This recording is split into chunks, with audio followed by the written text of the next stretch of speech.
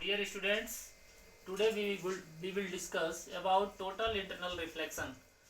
Total internal reflection, this is the phenomena of complete reflection of light back into the same medium for angles of incidence greater than the critical angle of that medium. To understand this concept clearly, look at the diagram. Here we have taken a rare medium and a denser medium. The rare medium, that is air, and the denser medium, that is glass. Now the essential condition for total internal reflection, the object should be in denser medium. So here we have taken an object in denser medium. If the ray of light going from this object and incident at the interface of both the medium normally, then it passes without any deviation.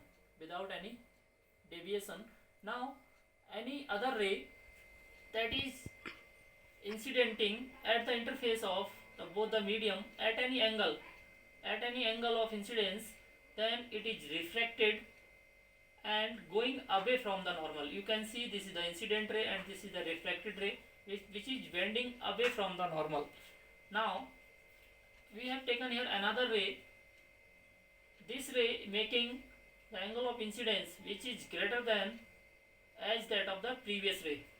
The angle of incidence made by this ray is greater than that of the angle of incidence that is made by this ray. So as the angle of incidence increases, the angle of refraction, you can see angle of refraction also increases. Now if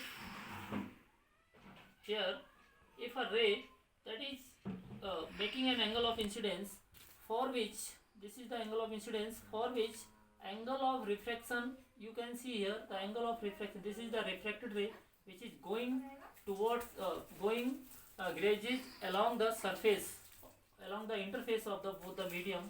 So you can see the angle of incidence for which angle of refraction becomes 90 degree. This angle is called critical angle. That's why we have denoted here the angle of incidence by IC, C for critical angle. So I am repeating, the angle of incidence for which angle of refraction becomes 90 degree, and that angle is called angle of critical angle.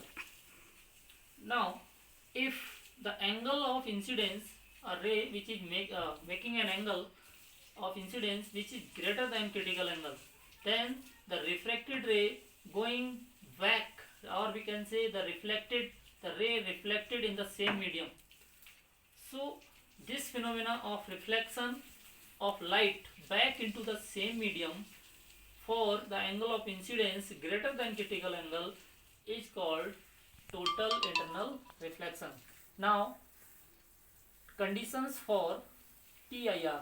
TIR means total internal reflection.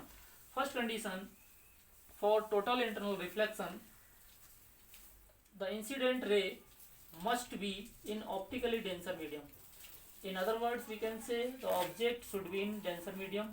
If object is in denser medium, then incident ray obviously will be in optically denser medium.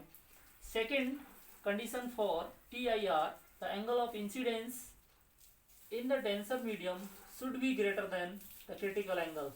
Then and only then the total internal reflection will take place. Now relation between critical angle and refractive index.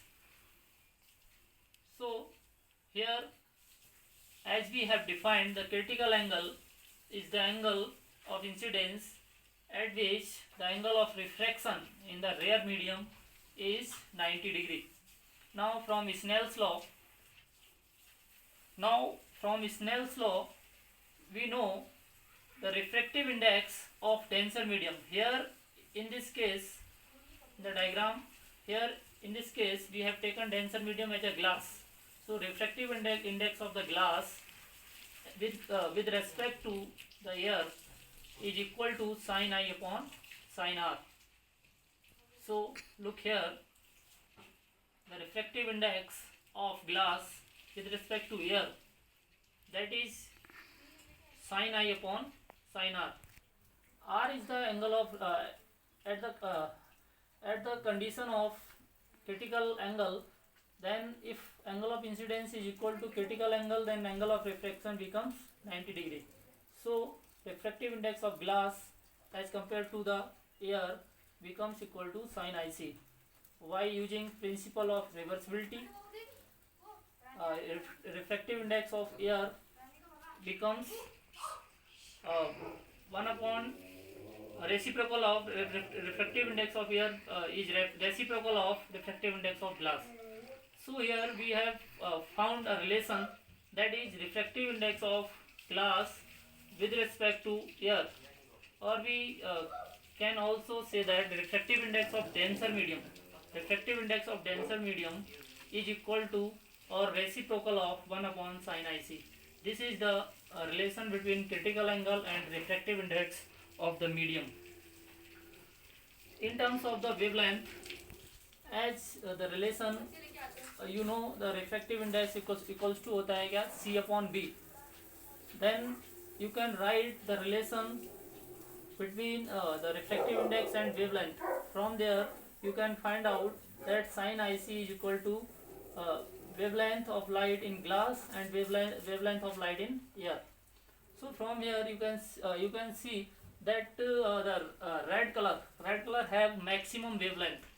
जिसका wavelength ज़्यादा होगा, red colour का wavelength ज़्यादा होता है, तो wavelength ज़्यादा है तो उसके लिए देखिए यहाँ पे क्या, ग्लास के अंदर जो वेवलेंथ ज़्यादा है उसकी, और तो यहाँ पे क्या हो जाएगा, रेड की वेवलेंथ ज़्यादा है तो उसके लिए जो साइन IC की वैल्यू है वो भी ज़्यादा होगी, मीन्स IC की वैल्यू ज़्यादा होगी. वायलेट कलर की वेवलेंथ कम होती है तो उसके लिए IC की वैल्यू कम होगी.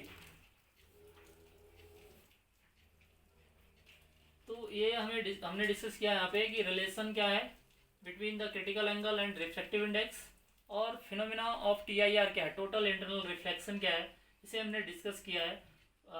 इसका हम थोड़ा सा देख लेते हैं कि TIR के अंदर हमने जो एसेंशियल कंडीशंस बताई हैं. Many time this question have asked by CBSE in question paper that what are the essential conditions for TIR, total internal reflection. Object should be in denser medium, this is the first condition, and second condition is angle of incidence should be greater than critical angle. These are the two essential conditions. Thank you.